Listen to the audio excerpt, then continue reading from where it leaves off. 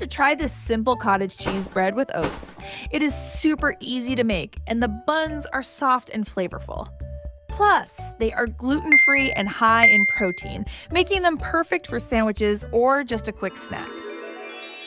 To make these cottage cheese bread buns, start by adding 1 cup of cottage cheese to a blender or food processor and blend until smooth.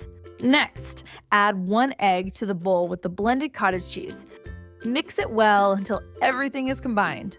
Now, in a separate mixing bowl, combine 1 and 1/3 cups of oat flour add 1/4 cup of grated Parmesan cheese. Then mix in 1/2 cup of almond flour, 1 and 1/2 teaspoons of baking powder, and 1/2 teaspoon of salt. Stir everything together so it is well mixed. Next, pour in the cottage cheese mixture we made earlier, and give it a good mix until we end up with a moldable dough, as you can see here. Now shape the dough into buns or any shape that you like and place them on a baking sheet lined with parchment paper. Brush the dough buns with a little olive oil or melted butter, then sprinkle sesame seeds on top for added flavor and crunch.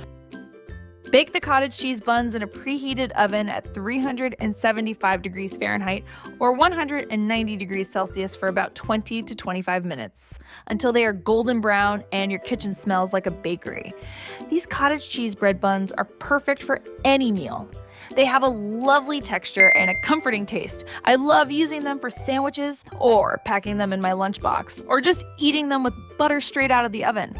If you like this cottage cheese bread recipe, then check out also how to make these delicious and healthy red lentil bread buns here.